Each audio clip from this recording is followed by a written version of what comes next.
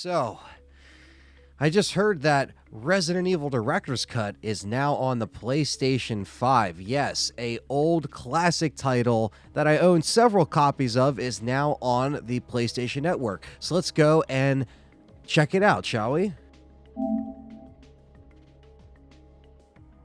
Requires PlayStation Plus subscription? No, there's no way. This can't be. I mean, I could play all these other PlayStation 1 titles on this PS5. What the hell? Maybe they're going to change it? I don't know. Well, you know what? It's fine. I got my copies over there on the shelf. I got emulators I can play it on, DuckStation, all that good stuff. So, you know, whatever. I'll give this one a pass, you know? It should be fine. So this is October 2024. I am so excited, guys, that we finally have Dino Crisis on the PlayStation 5. This will be awesome just to have it all in one spot. You know, I have it on PS1.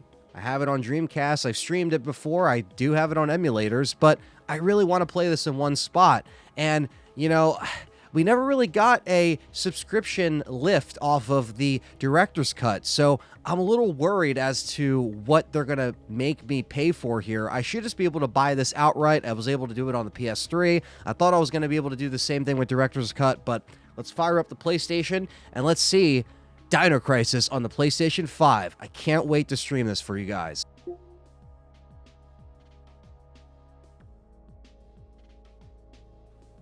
It still requires a PlayStation Premium subscription? What the hell am I seeing here? This is just so absurd. I mean, the fact that we could purchase these games individually without a subscription paywall on the PS3, and now we're here in 2024 on the PlayStation 5, and the same thing happened with our precious Resident Evil Director's Cut and Dino Crisis, of all games that are finally coming back in the PlayStation 1 Classic catalog on the PS5, which has also been very slow to building its library. I mean, the PS3, PS1 collection was tremendous. They had so much stuff, and you could also pop in the disc and just play it on the PS3. Well, you can't do that on the PS5. So I know what you're thinking. I know what you're thinking, guys. You're thinking, you know, Anthony, get over it. You know what I mean? There's emulators, there's DuckStation, there's, you know, your actual consoles that you own these games on, like a PS1. Just play it on there. Okay, fine. But at the same time, if a person that doesn't have access to all those things, doesn't have the money to spend all on these retro games, which are really expensive, why can't we just have it all in one spot? Now, the only solution to this is if you do have a jailbroken PS4, if you may or may not have one. Maybe this guy does, I don't know. But if you do, sometimes there's people that are very nice and they actually take the rip from the PS5, because also it's a PS4 and PS5 version, and they put it on the jailbroken PlayStation 4 so you can play it without any problems. No subscription, none of that stuff. But should we have to do that? Should we have to rely on that? No. I mean, to turn on a console that could just play everything, or the games that you want to play, should be ideal. But anybody that is, like, you know, reminiscing of the nostalgia, you know, going back to a simpler time in the late 90s and early 2000s, before subscriptions, before all this stuff for gaming, when they could just sit down and play a game or buy the game that they would want and play it. We can't put the disc in the console and play it, right? So we should be able to just buy it outright. I refuse to sign up for PlayStation Premium, even if it is a, you know, good deal, it's got good games and all this stuff. I already pay for enough subscription services. You're not even really counting for all of the, you know, media subscription services, Amazon Prime, Netflix, YouTube TV, the list goes on, stuff that you might have with your everyday content watching. Some people just watch straight up YouTube nowadays to say, screw it, I'm not even paying for all the cable stuff or the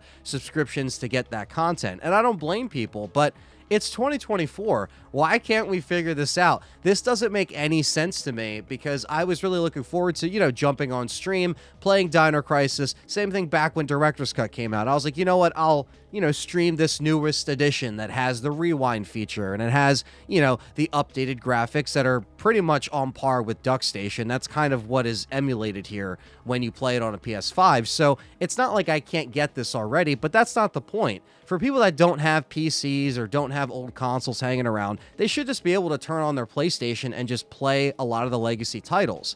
Now, back when I first started to see this happen with a subscription, I also noticed games like Tekken 2 originally had a subscription only thing to play it, and it was eventually removed to the point where I was actually able to download my PS3 purchase from the store of Tekken 2, and I was just able to download it for free because I bought it back on the PS3. So technically it wasn't free, but you get my point. So Namco was able to change this over, so why can't Capcom and Sony come to a thing and say, you know what, let's just charge $10 for it. We know we're going to get it. We know we're going to get people back and play this old game. But no, their mindset is, you know what, let's put it behind a subscription because we want more subscriber numbers. We want you to subscribe to play 25-year-old games and plus, all the older games too. A lot of these games are able to be purchased individually, which is why it pisses me off that when it comes to Capcom and Sony, this is something that we don't have figured out. I just don't understand. I want to be able to play these games, goddammit. Why can't we? Why are we, just locked behind this subscription paywall? It makes no sense to me whatsoever. There's so many other titles that aren't even on the PlayStation Store yet. Where's Resident Evil 2? Where's Resident Evil 3? Hell, even Dino Crisis 2. But guess what? No fear. When they finally hit the PlayStation 5 store, they're going to be on a subscription or locked behind a subscription paywall. It just doesn't make sense. You won't own it. It's only the time that you have your subscription for. And I just think that's such BS. Now, some people have also brought this up, and I am, reading a lot of comments online and people reacting to this because I'm not alone in this. I know Andy from Biohazard Declassified made a good video on this as well, and other people within the community. And I just want to say, I agree with everything they're saying because I think personally that if they are going to continue to do this, you should eventually come out with a classic collection. Look what Tomb Raider's doing. Look what Soul Reaver's doing, right? Like all of these franchises that are either coming back or they're getting the remaster treatment. We obviously saw the Metal Gear Solid collection as well, even though that was very, dicey with how it was released. We are seeing a lot of these games be put out multiple times over or brought over to all the consoles, and they're making money off of these ports. It prints money. Now, the thing that gets a lot of people pissed off is the fact that GOG on PC got Resident Evil 1, 2, and 3 recently. That's one thing that happened between the Director's Cut being put on the PlayStation 5 store and Dino Crisis. Within that time, within those, I think it was like a year or two or something like that, they finally put the Resident Evil 1 through 3, the trilogy, on GOG, which is basically the PC versions from the 90s, early 2000s are now on PC to be able to be, experienced again and played through just like how you remember them with no added mods or anything. It's just vanilla how it was. Now, this is cool because people can experience these games with PCs that don't really have to be that buffed up. A lot of these games ran on Windows 95, Windows 98, early XP, right? But that's not enough for everybody because a lot of people just want to play it on a console. Now, don't get me wrong. I did enjoy the GOG releases of these games. You can plug in any controller you would like to play the game, so it does make it easy for anybody that wants to just enjoy it with a controller. But as far as just playing this on consoles, it should still be a lot easier than how they're making it. Now, I know there is a, big idea online that, hey, they're doing this because they will eventually release the trilogy on all the machines, all the consoles in one package. That's what all the fans want, and that is the most ideal situation. So obviously this video will be completely irrelevant if that happens, because at that point I'm not going to be sitting here bitching about subscription paywalls for these classic titles like Dino Crisis, Resident Evil 1 through 3, and all that good stuff, right? But we've yet to get there, and I don't really know why this is taking so long when all these other collections are just printing money for these other companies that are doing so. I wanted to bring up this chart for this video because I thought it would be interesting. They actually posted this last week, the same week they also uploaded Dino Crisis onto the PlayStation Store, and I thought this kind of added insult to injury just to show you that you can't play these games anywhere else. As you can see, it lists Resident Evil 0 all the way down to Revelations 2, but if you pay attention to under Village where it says Resident Evil 1, 2, and 3, the OGs, the only place you can play Resident Evil 1996 is, of course, on the PlayStation 4 and the 5, but it has 2 red stars next to it, which shows, as you can see to the right, it requires a PlayStation Plus premium subscription. Same thing as Dino Crisis, which they're obviously not going to list here because this is a bunch of Resident Evil titles, but same thing works for that as well. Resident Evil 2 and 3, completely barren on the current consoles. The only place that has all 3 of them is, of course, GOG, like I mentioned. I just thought this is a funny chart because it just shows how apparent that, you know, it's just people want this stuff in the comments.